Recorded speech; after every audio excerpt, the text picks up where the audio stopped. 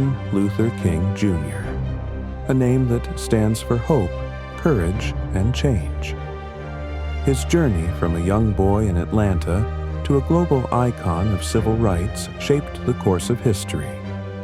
In the next 10 minutes, we will take you through the defining moments of his life, his struggles, and his lasting legacy. Born on January 15, 1929 in Atlanta, Georgia, Martin Luther King Jr. was raised in a world divided by segregation. From an early age, he was taught the values of love, justice, and equality by his parents.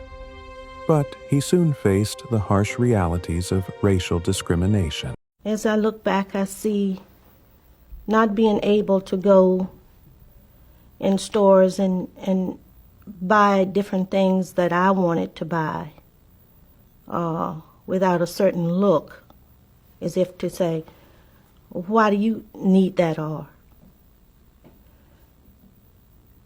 why do you think you can buy that? And I remember standing in line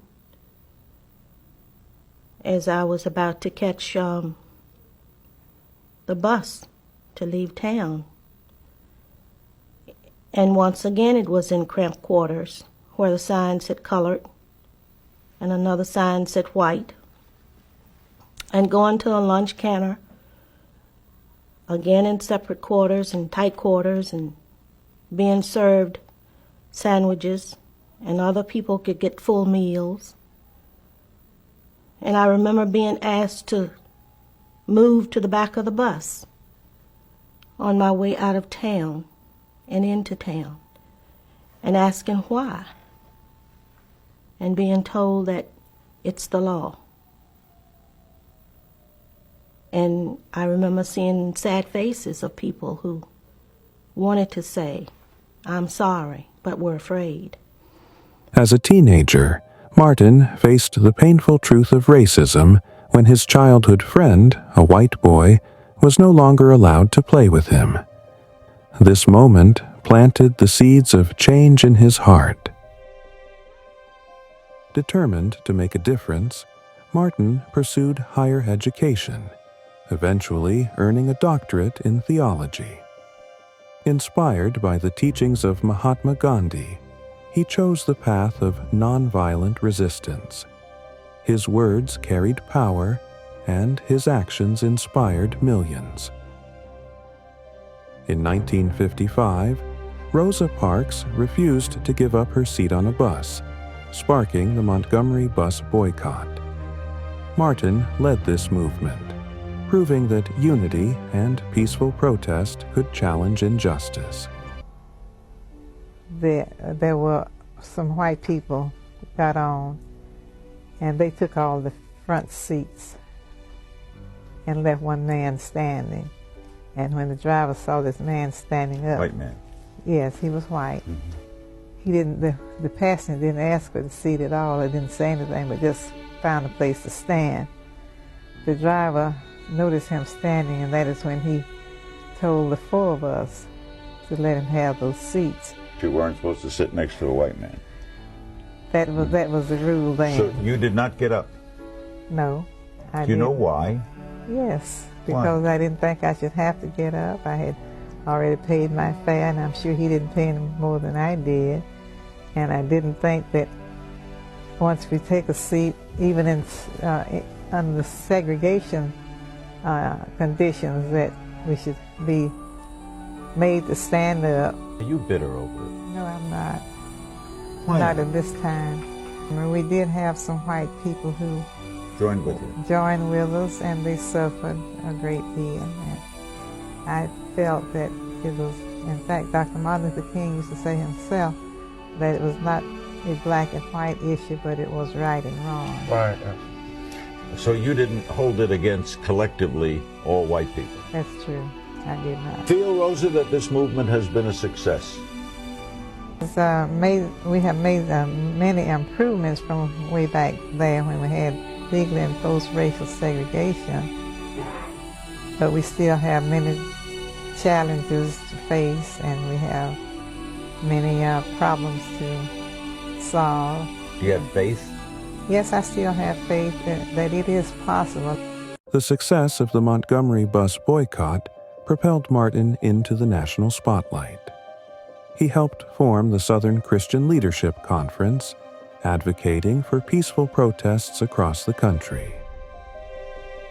August 28, 1963, a defining moment in history. Martin Luther King Jr. stood at the Lincoln Memorial and delivered his legendary "I Have a Dream" speech. I have a dream that one day on the red hills of Georgia, the sons of former slaves and the sons of former slave owners will be able to sit down together at the table of brotherhood. I have a dream that one day, even the state of Mississippi, a state sweltering with the heat of injustice, sweltering with the heat of oppression, will be transformed into an oasis of freedom and justice. I have a dream that my 4 little children will one day live in a nation where they will not be judged by the color of their skin, but by the content of their character. I have a dream today. In 1964, Martin received the Nobel Peace Prize for his unwavering commitment to nonviolent resistance. That same year, the Civil Rights Act was signed into law, banning segregation. But the struggle was far from over. I refuse to accept the idea that man is mere flotsam and jetsam in the river of life, unable to influence the unfolding events which surround him. I refuse to accept the view that mankind is so tragically bound to the starless midnight of racism and war that the bright daybreak of peace and brotherhood can never become a reality. I refuse to accept the cynical notion that nation after nation must spiral down a militaristic stairway into the hell of nuclear annihilation. I believe that unarmed truth and unconditional love will have the final word in reality. This is why right, temporarily defeated, is stronger than evil triumphant. I believe that even amid today's mortar bursts and whining bullets, that is still hope for a brighter tomorrow. But change did not come without hardship. Martin faced threats, imprisonment, and violence. Yet, he remained steadfast in his commitment to justice. Segregation now, segregation tomorrow, and segregation forever. African Americans in Alabama have had enough. In spring 1963, in the state's largest city, Birmingham, they stage nonviolent demonstrations. Wallace responds. Protests are banned. Those arrested forced to pay high bail. Then, America's most prominent civil rights leader comes to Birmingham.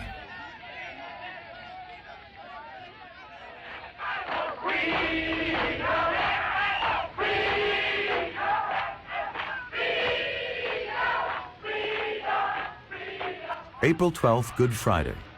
Martin Luther King Jr. and Ralph Abernathy lead a march from the 16th Street Baptist Church.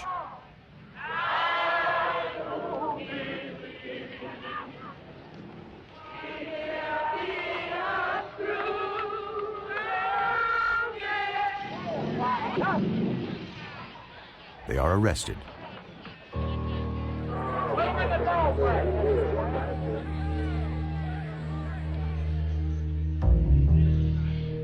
It is here that King pens his now celebrated letter from Birmingham jail, defending the resistance of African Americans.